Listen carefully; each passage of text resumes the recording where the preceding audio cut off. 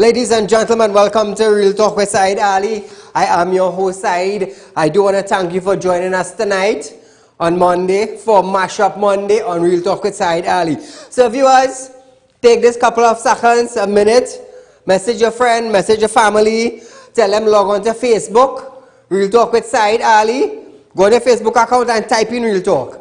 It will pop up, like our page, share it. For those of you on YouTube, you can do the same thing. Go to YouTube channel, type in Real Talk, subscribe, hit the bell, and you would know when we go live, viewers. So at this moment, we're giving you these couple of seconds to send your messages, call your friends, call your family.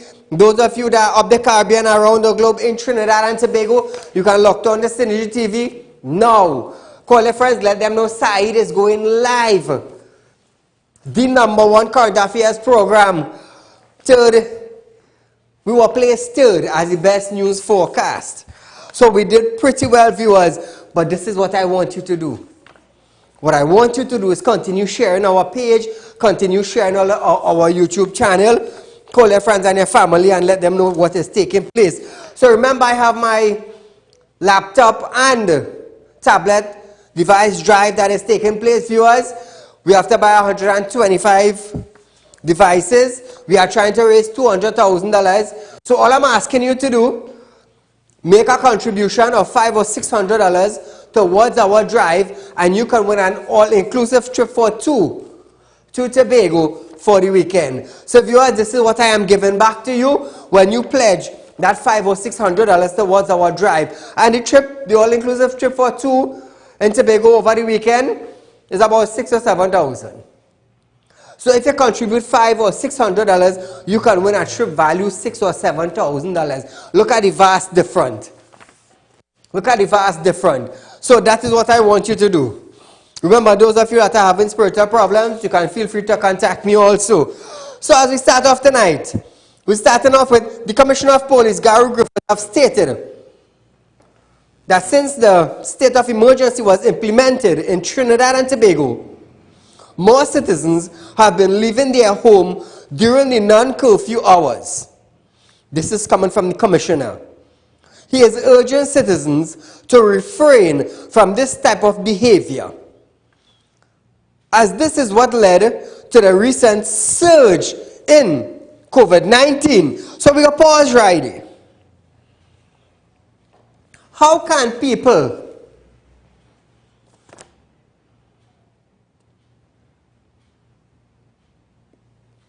move with the COVID-19 to a vast surge? The Commissioner forgot that his Prime Minister willfully encouraged people to Tobago. Willfully. He did not come out and say, well, you know, this is a pandemic, and what the Prime Minister said to encourage people in Tobago was wrong. He didn't come out and say that. The Attorney General did not come out and say that in a pandemic, you all encourage the people to come to Tobago together. Together. According to the Transport Minister, it's about 50,000 left Trinidad and went to Tobago. Police officers have also been in constant patrols trying to enforce the public health regulation during the day and the SOE at night.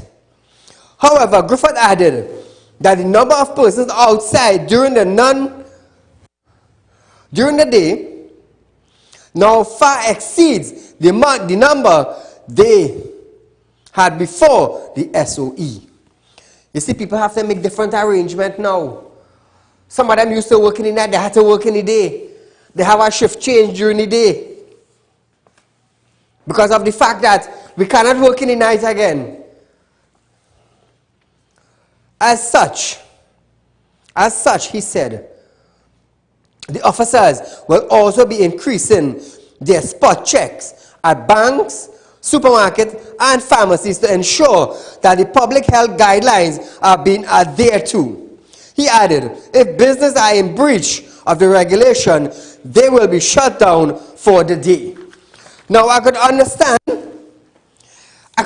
we have the virus.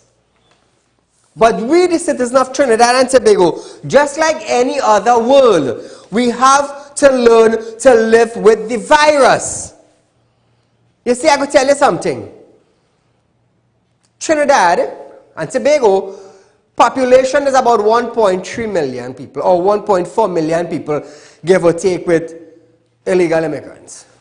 And if we go to shut down this small country entirely, you know that they say money makes the world go round?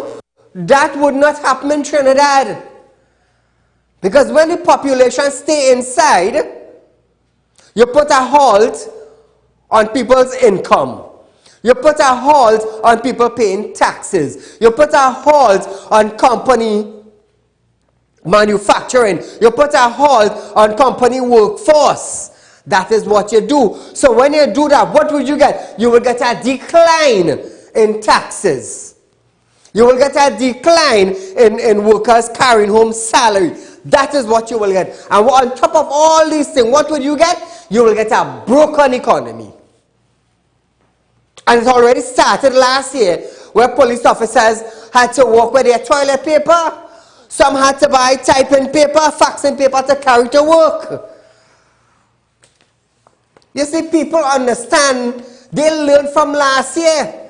Last year when the Prime Minister said, well, you know the country will be locking down for 2 months or 3 months. You have to stay home. Some never received salary grant. Some got put out of their home. Some lost their cars. Some lost their jobs. So people learned from last year. So I want the commissioner to understand that your salary, like those in high office, is a fixed salary every month. You get that every month. The daily paid workers in Trinidad, they don't get that. If they don't go out to work, they stay home. You don't go out to work, you have to stay home. How your income coming in? Your boss ain't coming to drop a full week pay for you? No. It ain't happening. Caller, good night. Good night, Mr. Saieed. Go right ahead, my dear. All these preachers that I had yesterday, preaching the gospel, we're not only they preaching the gospel, they can't stop preaching. But what they should have done is to tell this Prime Minister to stop in a pack of rubbish and tell he that he needs to know what time it is. You understand? They don't want to come out and say that this man put that man to sit down and tell him, you're running this country wrong. You understand, Mr. Saieed? Thank you, my friend. Thank you, my friend.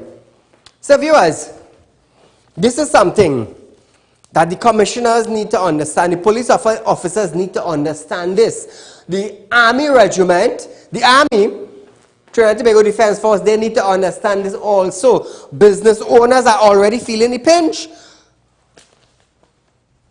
They are already feeling the pinch. The economy right around the world is shattering. So, moving on a bit. Supermarket Association of Trinidad and Tobago, SAT, now intend to ask the Trinidad and Tobago Police Service for assistance in managing crowds at supermarkets across the country. SAT President Rajiv Dipti stated that currently the association policies of one family member per household is being allowed into supermarkets also remains in place. He said the public should keep in mind that there will be a long way to enter supermarkets. The association is asking shoppers not to make daily visit to the supermarkets. However, in an immediate response to the association calls for the assistance of the COP, Gary Griffith. Now, Gary Griffith said the TTPS cannot provide free security service the supermarkets or any private business. Pay up. Pay up if you want assistance. Griffith said he had already advised supermarkets to steps that can be taken to ensure that their customers' social distance adhere to the protocols. However, Griffith said police will respond if crowds get out of control. So viewers, to get a little more on that insight, we have on the line the Supermarket Association President, Mr. Rajiv Dipti. My friend, good night, sir. Good night, Saeed. Good night, Trinidad and Tobago. So, give us a little update on the recent measures undertaken by the association to reduce crowds in the supermarkets. Well, Saeed, let me elaborate a little bit about it. The reality is that we're not asking the TTPS to provide security. I think that may have come across lost in translation. What we're really asking them is to help us with the enforcement of the measures outside the stores. So, in collaboration with TTPS, what we've done is we've placed bomb tape to make X's, red tape with X's outside the store, about 6 feet apart, and to assist with the control at high traffic areas in particular.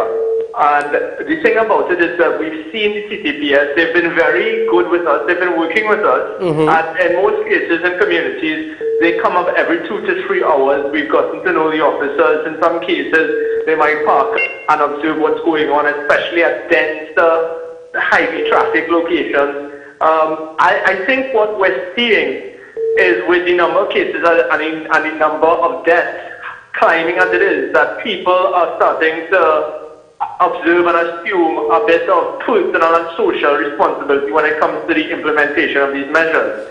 These measures are aimed at providing pandemic relief, so to flatten the curve, so to speak. When the TTPS is concerned, just today I received reports that they have been passing by the stores.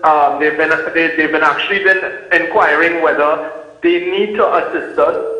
It's a good culture to develop, especially as supermarkets and pharmacies are the ones that are really operating right now, more towards essential services. So we don't really have an issue with the TTPS per se. And I want to point out that we have security in place at stores, and this is also to ensure that there's no reason to shut down any operation that might have an issue with crowd control outside. We recognize that this is something that has to be done, and it's being implemented, especially at those locations where they really need to look at managing the crowds outside the stores. So TTPS is assisting thus far? Thus far, we've gotten a good response from them. As I said, they find patrols, and they will stop by every 3 hours, every 2 to 3 hours, and they will check on the operation. Normally, they will not stop if they don't see a situation. And now, coming up to month end, you might see some more crowds, especially as salary relief grants go out, especially as people get paid, that kind of thing. So we will be on the lookout for that this weekend. Now, I just want to step back a little bit. Did you all have any contact or any recent meeting with the Minister of Health concerning the application that you all sent in to them? To be honest, where the acquisition of vaccines is concerned, that is something that really didn't progress beyond conversation and discussion, and that was down to a few factors.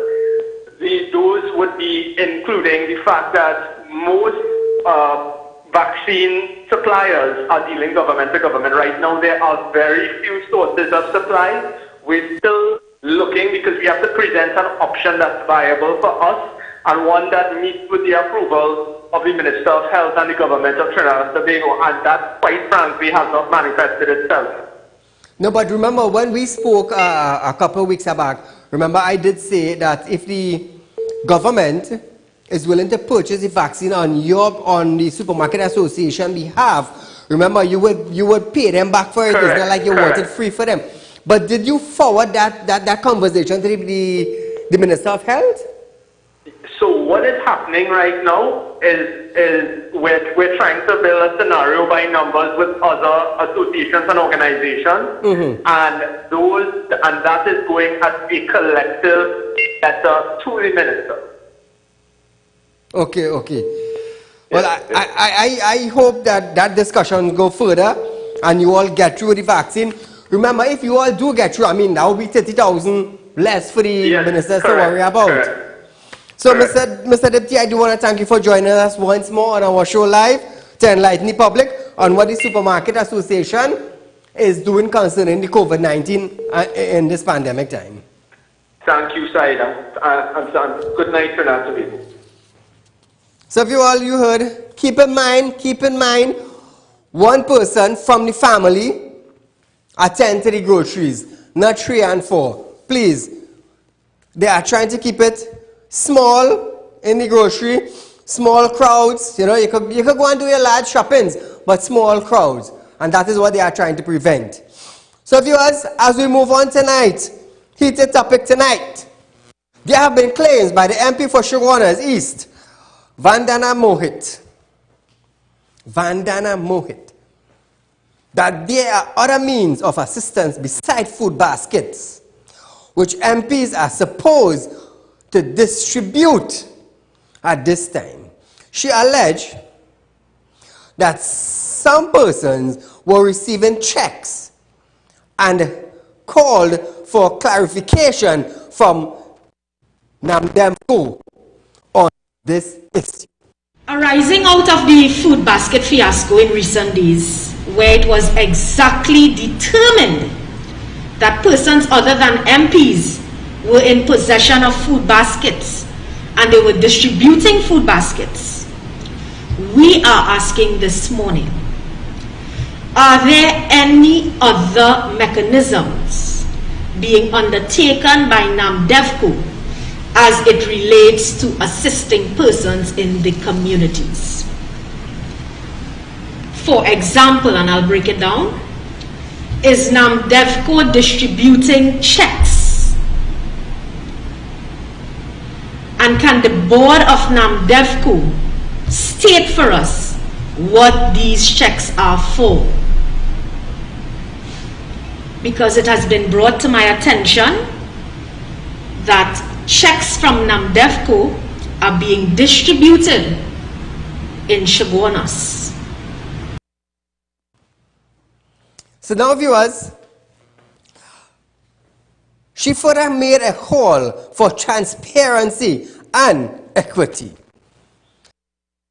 Have Mr. Clarence Rambara tonight. He's online? Okay. Mr. Minister, good night, sir. Good night, Saeed, and good night, Trinidad and Tobago. Now, the reason I got in touch with you tonight on this live interview is that there have been claims from Vandana Mohit, the MP for Shogunas East, saying that NAMDEVCO have been giving out checks, right? And she asked for a clarification and transparency in it. Could you enlighten Trinidad and Tobago about the checks that NAMDEVCO have been giving out? Well, I think the only thing could happen here, Saeed, to be honest with you, is that MP Mohit needs to take a little bookkeeping course. Because for somebody who was the mayor of Shogunas and a councillor before that, she must know that workers, for example, when she was mayor in the corporation, she must know that workers, when they get their paychecks, they would go to the supermarket, they will cash it, and they would buy the groceries. So these are workers employed by NAMDEVCO. They are the ones packing the baskets and the boxes and bags with the produce that is going to constituencies across the country. And these are hard-working people who got their pay on Friday and would have cashed the paychecks at one of the supermarkets and gotten their groceries. And as I said before, the strange thing is that the figures that MP Mohit referred to, when I pulled the records of the persons who got those checks, 2 are from Konopia, up by Ms. Mohit's constituency. 3 are from Shabonas West, the constituency of Dinesh Rambali. So it's not a people are coming from PNM Health constituency or anything like that. What Ms. Mohit needs to do is this. First, she needs to go and do a basic accounting course, a bookkeeping course. The second thing is that she needs to understand that if she has to get to 600 packages being distributed in Shogunas East, she has to get 400 more names. So she's been stuck at 200 packages. She needs to get, just like MP Saddam Hussein. Yeah, I was about to ask you that. She needs to get more numbers, more names in, because the first month is closing off on the holiday, the public holiday, Indian Arrival Day. That is the end of May. And that is what she needs to do, because the people of Enterprise looking for her, she's not been able to distribute a single food package in Enterprise. She's spending all her time in her home community up in Konopia, and the people of Enterprise are looking for her. Now, so what you are saying, Mr. Minister, is that the check NAMDEVCO is given out, right? This check is for the workers who assisted They did not give out any check. NAMDEVCO, in the normal course of things, paid their workers. Right. And when you look at the rates, the day rates, some would have been paid for 1 day, some would have been paid for 4 days. It all depends on when they were hired and how long they worked and so on. And that is what it is. NAMDEVCO is not in the business of distributing money for COVID relief. NAMDEVCO is contracted by the government to purchase the produce, package it, and distribute it to the members of parliament, and in some cases, some NGOs and faith-based organizations. All right, so it's just for the people who do the packaging and thing. Okay, we understand that. But Saeed, you don't find that simple to understand? Yes, because that's what I was relating to you.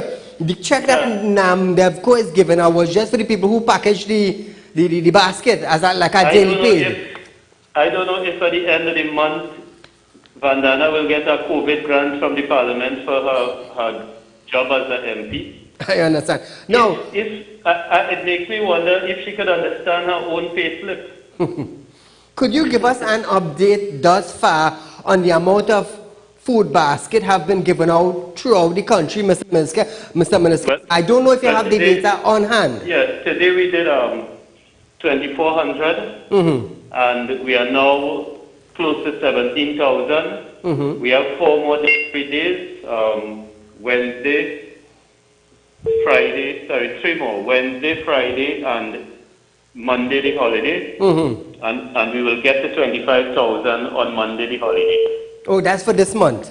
Yeah. And then June the 1st, we'll start the new cycle with another 25,000 packages. And Saeed, in addition to that, I want to tell you that this morning I got an offer from Arawak, the chicken company, for 20,000 chickens they are donating. Okay, wonderful. And what we decided to do, there are 139 councillors in the country, 139 in Trinidad and 12 assemblymen in Tobago. We are going to distribute to each councillor and each assemblyman, we're going to give them 130 chickens, and they will distribute that to 65 families. So they're going to give each family 2 chickens. So each councillor and assemblyman will give 65 families across the country. And that is how we're going to deal with that 20,000 from Arawak. And then after that, Nutrimix has also offered us 20,000 chickens free. And we're going to repeat that so the councillors will get a second chance to give 65 families 2 chickens. Thanks to Arawak for that. But I must congratulate them. If they're donating it to the minister to give out, I must say congratulations to them for doing that. There have been other people who have been reaching out to me. Mr. Bechan from Point Fortin, he reached out to me through the Member of Parliament for Point Fortin, Kennedy Richards, and he offered 5,000 pounds of imported cabbage. Well done. And 5,000 pounds of tomatoes, carrots, sorry. We would not put that in the basket because the baskets for the families are all local. We're going to be distributing those things to soup kitchens and the other people who are doing meals for COVID relief. We're going to distribute that to those people. I understand. Now, Mr. Minister, before we close off, could you give us a little update on the sort of bacchanal with Saddam Hussein and the 200 individuals from his constituency? I know you're supposed to reach 400. What is the latest on that? What I learned when I went up by Saddam on Friday, I went up, his office has 3 floors side, so you get to some competition. His office has 3 floors. Okay. And on the top floor, he has made that into a television studio. And that is what Saddam's spending his time doing. He's not looking after his constituents, you know. He's up in his recording studio, making janjat as his. So there is Saddam Hussein talking nonsense about we reduced the boxes from 600 to 400 and favoring people and so on. But the point is that, if I tell you you're getting 600 boxes, and then we say we extended it for 4 months, over which time you will get another 600. You end up moving from 6 to 1,200. So we actually double the boxes. I understand. All we have said to the MPs is that to manage things, you're going to get it at the rate of 100 a week, but you have to send us the names. And when I appeared there Friday morning by MP Hussein's office with 2 trucks, he had only given us 200 names. So my point is that he's on a press conference, quarreling and saying we cut it from 600 to 400, but he has not even gone past 200 names. I understand. So when I showed up there Friday with 100 packages for his constituents, he did not even have the names. I'm still waiting on the names. And Vandana is no different. She's also on 200 names. Wow. Compared to MP Dinesh Rambali, who reached 600 today. Okay, well done. Right? He's reached 600 today, and he's asked if he could get some more. I understand. So, Mr. Minister, I do want to thank you. I know every time I reach out to you, you never blank me. You always say yes. I would love. I know, Saeed, it is not my portfolio, but you wanted also to ask about the outside of agriculture. And I could tell you very quickly that there are 2 additional reliefs people should know about. Through the Ministry of Finance, there's a salary relief grant, and those are for persons who are employed or were employed and paying NIS and taxes. And there is a second grant via the Ministry of Social Development. It's called the Income Support Grant. And those are for persons who have not been paying NIS or taxes and have no documentation to support the work that they've been doing. And the minister said on last week Friday that there were 14,000 people already registered. And at that time, 2,850 applications were submitted. So we're seeing that facility, both an allocation of $30 million has been made in the first instance. And he said beyond May, when we get to June and July, if necessary, he would continue the program. And he's also looking at funding for maxi taxis, people involved in the creative industry, and some of the other sectors that are affected. So I just want to share that from his press conference. You all are putting things in place for even though that the people are not paying tax but lost their jobs. Yes, and that is through that one is through the Ministry of Social Development, and everything is available online. I encourage people to go to the offices of their members of parliament to get the assistance in making the application online if they can't do it from home. Mr. Minister, I do want to thank you so much for joining us. I know you never blank, man. Hey, Trinidad and Tobago, one thing this minister does tell people is that all side want is the truth. That's all side want. Of course, and we're here to give you the truth. Thank you very much, Saieed. Thank you, Mr. Minister. And if I do hear from you before the weekend, happy Indian Arrival Day to you and to all your listeners and viewers. Hopefully something will pop up on you here with me on Friday, on maybe Thursday or Friday. Nice, good. Take care and be safe, Mr. Minister. To you and your family, be safe. So viewers, you heard it. If it haven't hit the public domain as yet, there are also things in place so that if you were working in a store and you never used to pay NIS or tax or whatever, you could apply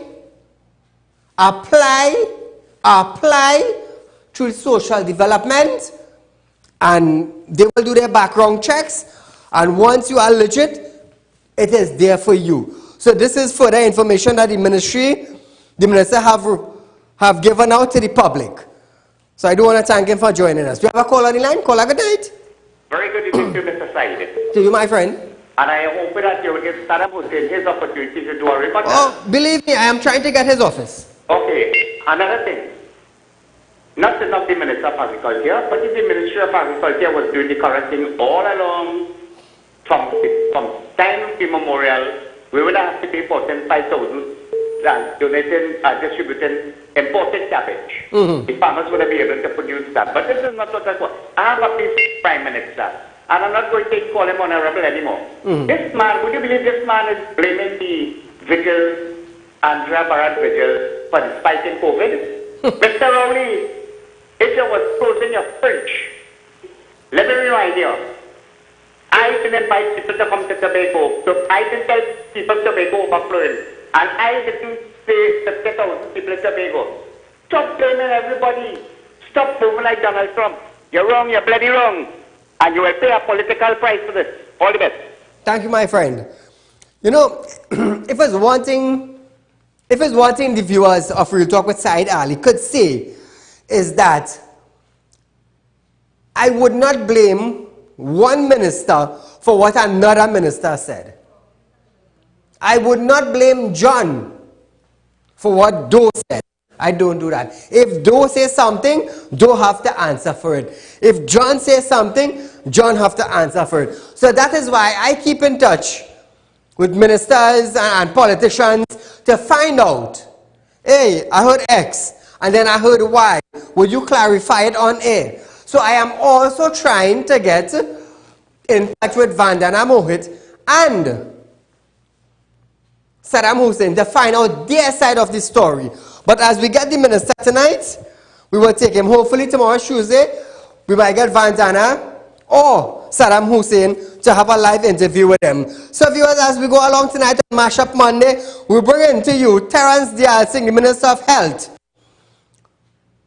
who has insisted that there is no shortage of oxygen in the public health system. He made a declaration today when questioned by opposition in the lower house. Dial Singh stated that these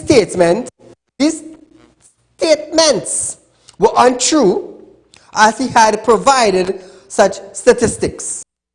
Madam Speaker, I could stand here and say categorically those reports are patently untrue. And I will give the statistics now. At the Point Fortin Hospital, we have 5 220 cubic foot cylinders that produce 220 SCF, standard cubic feet per hour. At the Urema Hospital, we have one massive 2,220 cubic foot cylinder that produces oxygen every 90 minutes. In Tobago, they are producing their own oxygen at 2 facilities, the Scarborough Hospital and also the Roxborough Hospital. Now viewers, he further reminded of an agreement in place with Massey Gas as he revealed that over $4.2 million worth of oxygen is expected to be used in May 2021. For the He public then health stated system again, that there is no shortage of oxygen in any public health care facility in Trinidad and Tobago. For the public health system again, Massey Gases normally supplies 3 million standard cubic feet per month. For the month of April, they did do that. At that time, I indicated to the country, I had asked Massey Gases to go up to 50% reserve capacity. In May, for this month already in 3 weeks, we have consumed over 25% more oxygen than we did in April. We will consume at the end of May roughly 4.2 million TT dollars worth of oxygen. There is absolutely no oxygen shortages in any of the public healthcare facilities throughout Trinidad and Tobago. And those are the data and those are the statistics. So we have a call on the line. Caller, good night. Yeah, good night, Said. Go right ahead, my friend. Yeah, this is under the agricultural sector, right? Mm-hmm. Over the cane farmer money, boy, this man giving money to everybody, but he again cane farmer the money. You understand? I understand. And then the next policy, the people signed for the incentive with ADB Bank about 2 years now, under his ministry.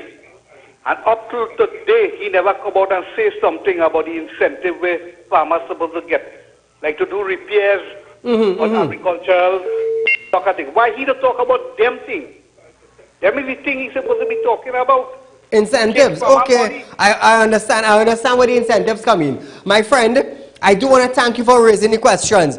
On Thursday night, I will try to get him on the line back on our show live on Thursday night to give us a further update on that. So what you could do, leave your number with the operator and we will get in touch with you. So viewers, moving on tonight, you see, we just try to do it real, you know. We just try to deal with the issues. Minister of Finance Colin Members have denied reports that the Heritage and Stabilization Fund is significantly depleted. Members stated that there was a false statement that the government has raided the HSF funds.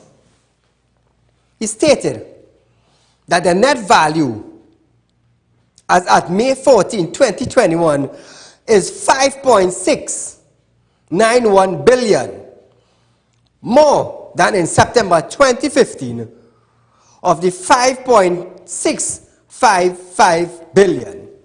So the value of money in the Heritage and Stabilization Fund as of today is 5.691 billion, and the value in the fund as of September 2015 was 5.655 billion.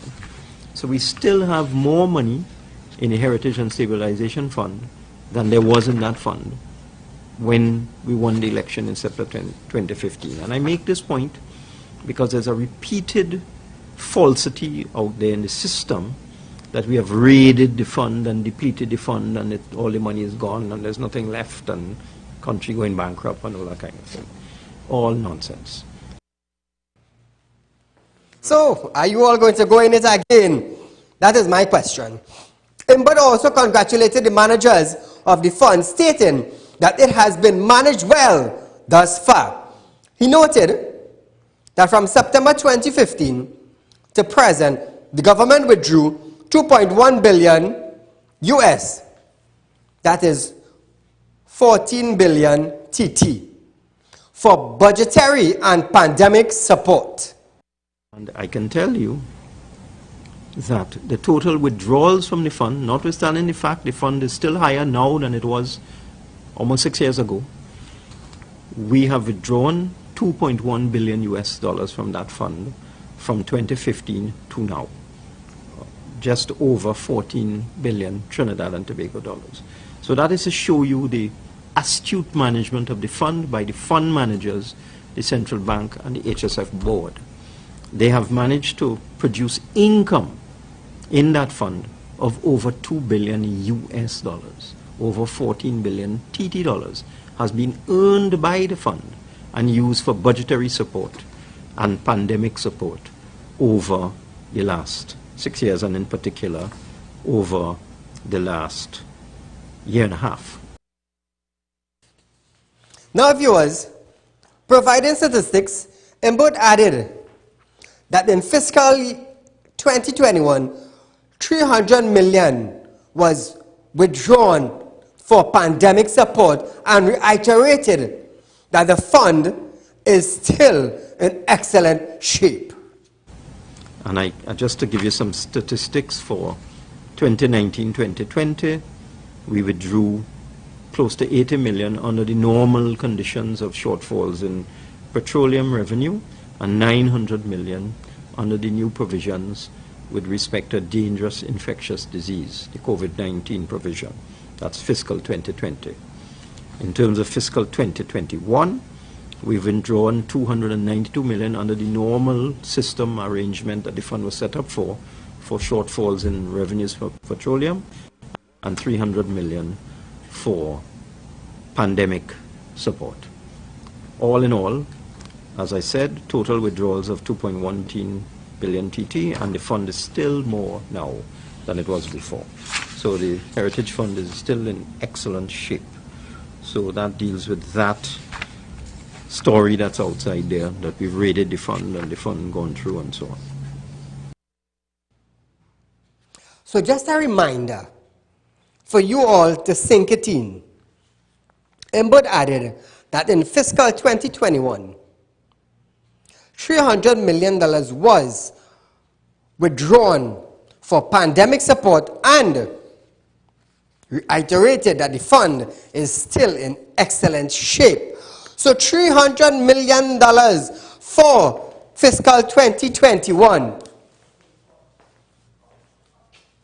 Pandemic support. Grants? I would say grants. Now you can't tell me you're taking a loan, you take out money. You can't tell me you take out money to buy vaccine because you went to China, you signed a non-disclosure agreement for 204 million US and we bought vaccine. And on top of that now, 15% of 204 million US went back to China, which is between 26 to 28 million TT to purchase vaccine. And we got 100,000 free as a gift from China. 100,000 doses of Sinopharm vaccine as a gift. That is after taking the 204 million US dollar loan, which 15% of that goes back to buy material to China, which is approximately 26 to 28 million TT. So, could we have a breakdown of how the $300 million is being spent, Mr. Inboot? We have a call on the line? No? So this is what we need. A breakdown of the $300 million that is being spent. Talk more statistics, the provider statistics. This is a statistic I would love to see for the month of May, because we are in a pandemic. You could say the whole month of May, people have been home, which were extended now until July 4th under the public health regulations. So we will just have to wait and see what is taking place. So we're moving on, viewers. A little crime news. A 32-year-old woman who was abducted after boarding a PH taxi in Piaco managed to escape after fighting off the assailant. At about 2:20 p.m. yesterday, being Sunday, the victim was standing alone along Golden Grove Road, Piaco, awaiting transportation. She stopped a Nissan B Serena vehicle with two male occupants. The victim entered the front passenger seat and asked to be taken to Aruca. After driving along Golden Grove Road, the driver made a left turn onto Farm Road. The driver brought the vehicle to a stop. The rear seat passenger exited the vehicle armed with a knife and ordered the victim out of the vehicle. A struggle then ensued between the victim and the suspect, during which her cell phone and her wallet fell out in the vehicle. The victim received an injury to her right hand and was ordered out of the vehicle. The men speed off north along Mohan Trees. The victim was later taken to the Piaco police station to make a report. Inquiries are ongoing. Viewers, be safe traveling. I mean, we never know when an incident would happen. We never know. Caller, good night. Good evening, Mr. Said. Go right ahead, my friend. Right? A narcissist is somebody who just tell a story or a lie and believe that the lie is true. Yes. And it seems like these PNM ministers, all of them have that same type of characteristic within themselves. And they feel that the population is so stupid that we must believe in the nonsense. Remember, Diyal Singh was the same person who came and said to the population, there's no way, there's been no chance that we could have an outbreak of COVID in this country. I remember that. And there's no possibility that that could ever happen in Trinidad and Tobago, where we are today. Remember, he's the same man who said that we have a parallel health system in this country that will deal with any situation. We have all the beds and things required. There are people in tents in this country right now. How we come in and telling the population there is no shortage of the oxygen? How could we believe people like these in government? I just wonder if these people just go and sleep comfortably in the night when they leave and stop telling lies in the public.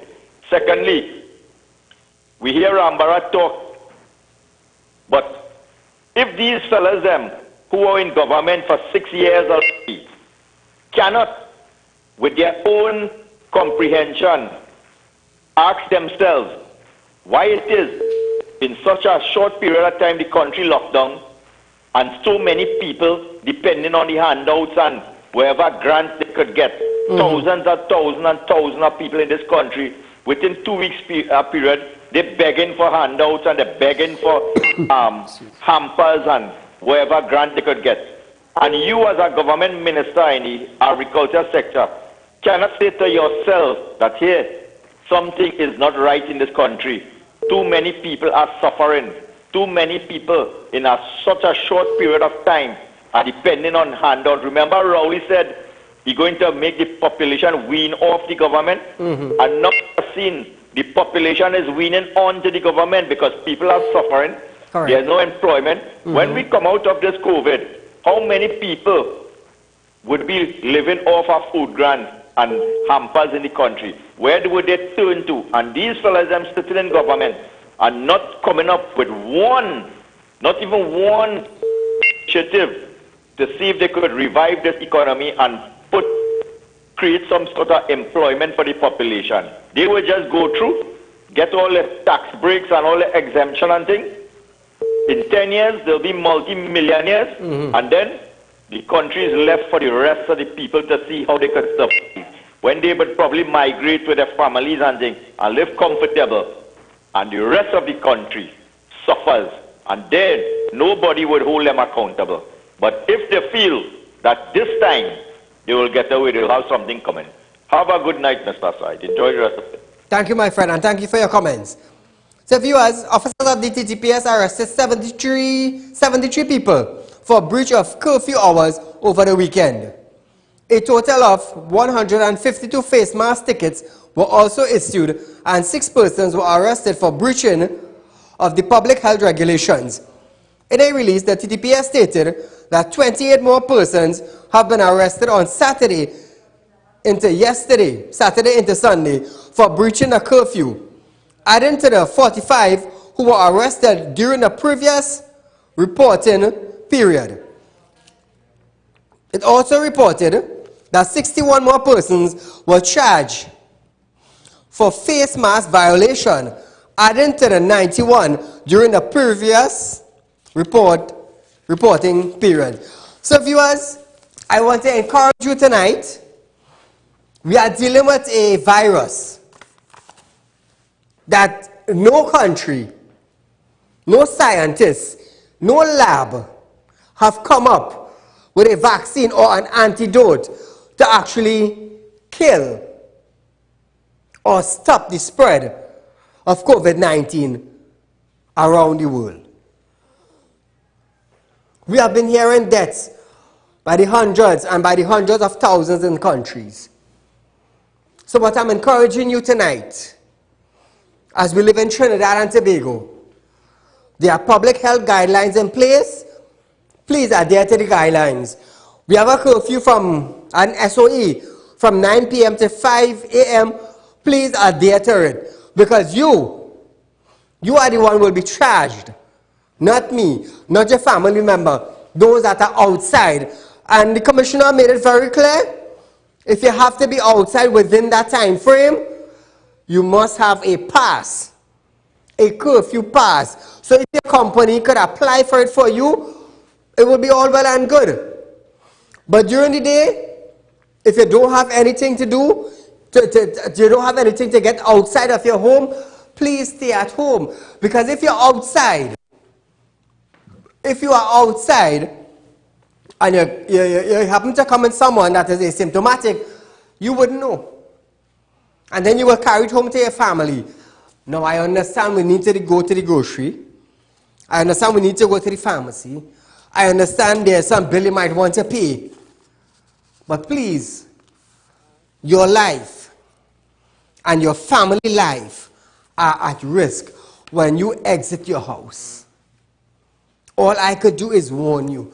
I know how serious the virus is. Me, I am taking every precaution necessary. Because I do suffer with our breathing problems at times. If there's a heavy Sahara dust present in Trinidad and Tobago, yes. And there are many cases like me who are outside also. And I am taking every precaution necessary. And I know you all will be doing the same thing. So viewers, it's our own health. Yes, we understand that the government should have put things in place before the lockdown. That is why I come here every night and I bring nothing else but the facts to you. From the horse's mouth, from a government minister's house, or a councillor, or whatever the case may be, just to educate you and to edify you so you would know what is taking place. Your rights is your rights. Exercise your rights. That is why from time to time we have the Supermarket Association President, Rajiv Dipti. We would have the Minister Clarence Shambarat. Sometimes we would have, how is this guy name? UNC? Douglas. Sometimes we have Anil. 1 or 2 times we contacted Jayanti. But before the week is over, I will try my best to get Vandana Mohit and Saddam Hussein to voice their side of the story. You see, I am not a one-side person. I will get the two sides. I will get the two sides. So viewers, those of you that are locked on to Real Talk with Saieed Ali via television or via our Facebook or our YouTube link, I'm asking of you, please make a contribution. We need to buy 125 devices. We need to raise close to $200,000 to purchase these devices. What I'm asking you to do is make a contribution of $500 or $600. Not much. And you could win an all-inclusive trip for two to enjoy an exclusive weekend in Tobago where you won't have to worry about food or drinks. Just make a contribution. For those who have contributed thus far, I do thank you so much.